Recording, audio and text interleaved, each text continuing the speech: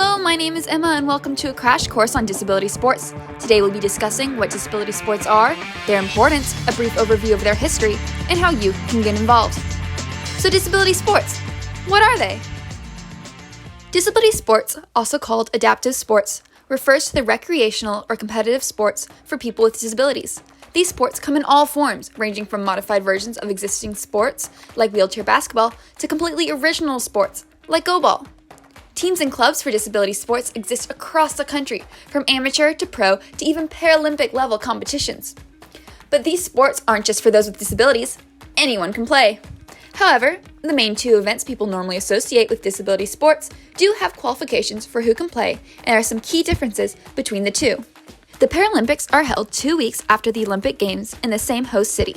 This is the highest level of disability sport, with elite athletes competing who not only had to qualify through competition, but also needed to fulfill certain criteria. The Special Olympics, on the other hand, are held on a more local level, with training and competition held year-round. They also hold their own World Games every 2 years, and athletes of any level with an intellectual disability can participate in the Special Olympics. There are too many disability sports to go over in depth today, so here is a list of some of them. Here's the big question: why should we even care about disability sports, especially you physical educators? Well, first of all, everyone deserves opportunities to participate in sports, especially children. Sports provide countless benefits, ranging from physical to mental. Sports provide a community, teach leadership, accountability, and social skills. Sports have a unique ability to transcend almost any barrier, allowing its participants to bond, to feel united. Due to this, disability sports are crucial in elementary school through high school. Through sports, stigma can be reduced or even eliminated, allowing children who were once isolated to create friends, to feel a part of the community. It is also crucial for physical educators to not only be aware of disability sports, but also integrate them into their classes, as not only are most able children unaware these sports exist, so too are children with disabilities. Also extremely important, disability sports are fun in their own unique games that everyone should have a chance to participate in. Although awareness of disability sports is still low, they've existed for many years. So here is a brief overview of the rich history of disability sports. We start with Sir Ludwig Guttmann, grandfather of the Paralympics. He worked at the Stoke Mandeville Hospital, where they rehabbed injured military personnel. Here, in 1948, he held the Stoke Mandeville Games for the Paralyzed, where 26 veterans competed in wheelchair archery. Sir Ludwig Guttmann did not stop there, and in 1952, he organized the first ever international sport competition for people with disabilities, where 130 athletes competed in 6 wheelchair sports. Soon, in 1960, the first Paralympic Games were held. However, these games were not inclusive, leaving out several disabled populations. Several organizations for disability sports were created for these populations, such as the International Sports Organization for the Disabled, the International Cerebral Palsy Society, and the International Blind Sports Association, which in 1982 all merged to become the International Coordinating Committee Sports for the Disabled in the World, the ICC. Slowly progress was being made for disabled athletes, and in 1989, the International Paralympic Committee was founded, replacing the ICC. Now, although progress was being made, the path to equality for Paralympians was slow, with significant progress being made in recent years. In 2000, the first agreement between the IOC and the IPC was signed, and in 2018, a partnership was signed until 2032. Disability sports are important at elite competitive level, but also at a much lower level. Sport in school is vital, and here are 3 key pieces of legislation: the Americans with Disabilities Act, the ADA, specifically Titles 1 and 2, Section 504 of the Rehabilitation Act of 1973, and the Individuals with Disabilities Education Act, IDEA. These are crucial pieces of legislation that give rights to people with disabilities and mandate that they have opportunities for sport in school. Understanding these laws is foundational when advocating for your disabled student athletes. Let's talk about these fun games, their rules, and what makes them unique. And we'll start with the classic wheelchair basketball. We'll go over some of the major rules and opportunities to play.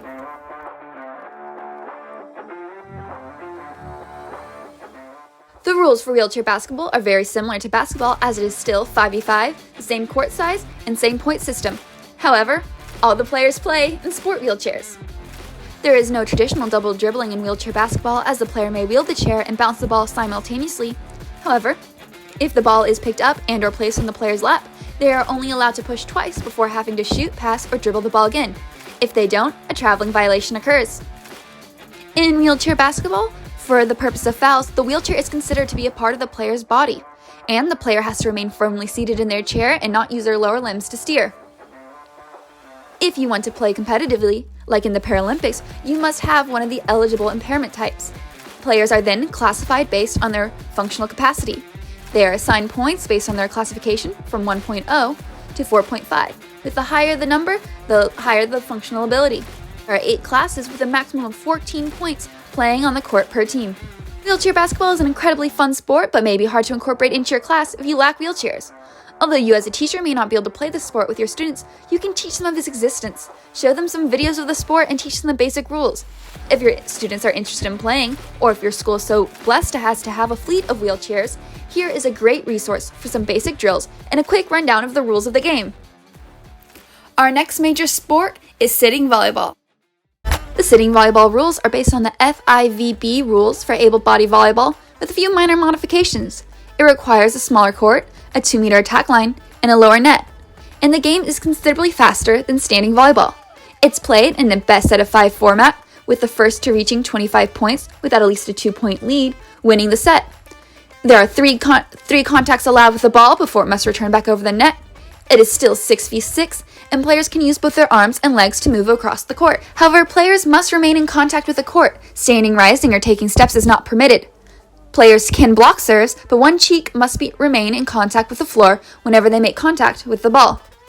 At the Paralympic level, players are either classified as minimal disabled or disabled and must have one of the eligible impairment types. Teams can have a maximum of 2 minimally disabled athletes on the roster. However, only one can play on the court at a time. Sitting volleyball is incredibly fun and easy to incorporate into a PE class.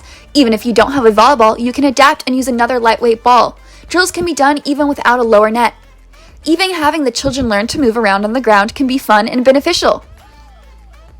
And here are some amazing resources to learn more about sitting volleyball and incorporate them into your classrooms. The last sport we'll be covering today is Go-Ball. Go-Ball is the most popular team sport for the blind and visually impaired. The aim of the game is to roll a go-ball over the opponent's goal line. The opponents listen for the oncoming ball and attempt to block it with their bodies. Once they are able to stop the ball and take control, they become the offensive team. Go-Ball is played with, you guessed it, a go-ball, which is made of rubber. It typically has 8 holes and 2 to 4 bells. The one pictured is a practice go-ball. In go-ball, regardless of eyesight, all players are blindfolded so that they are on an equal playing field. Protect themselves, padding is worn on the elbows, knees, and hips. And at the Paralympic level, go-ball is exclusively for athletes with a vision impairment. Go-ball is played on a 9x18 meter court with a 1.3 high goal which spans the width of the court. It is divided into 2 halves, with each having 3 zones 3 meters apart. The court has tactile markings to help the players determine positionings. The team area, the area closest to the goal, has 6 hash marks to help with orientation. The 3 at the front, 1 on either side, and 1 on the goal line. Markings are made using tape and string. In Go-Ball, there are 3 players on the court and 6 players on a team. There are 4 goal judges and 2 referees. Now let's go over some basic gameplay and rules. The game is 24 minutes long, with 2-minute halves and a 3-minute halftime. The 3 standard positions are center, right wing, and left wing, and there are 2 basic splash throwing rules, which is the ball must touch the floor before passing over the high ball line, and a throw must cross the center line within 10 seconds after gaining control of the ball, and players can pass a move within this 10 seconds.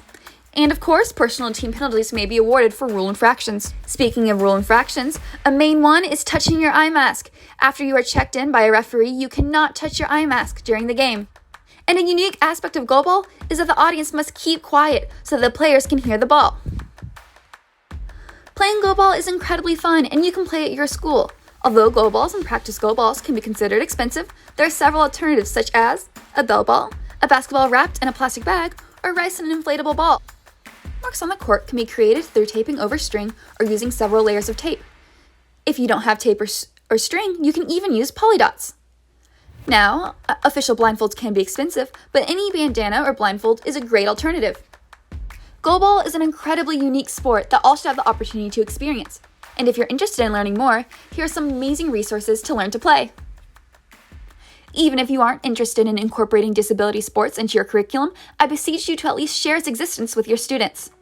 If you or they are interested in getting involved in disability sport, here's some great national organizations. And if you're so lucky to be located in the DFW, there are some amazing local opportunities to get involved in disability sports.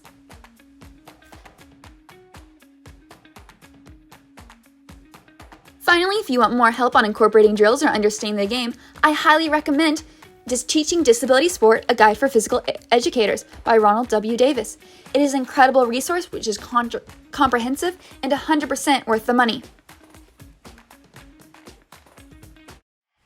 Thank you so much for watching, and I want to give a huge shout out to my captain advisor, Dr. Michelle Ferrer, as well as all the amazing sources I used to make this project happen.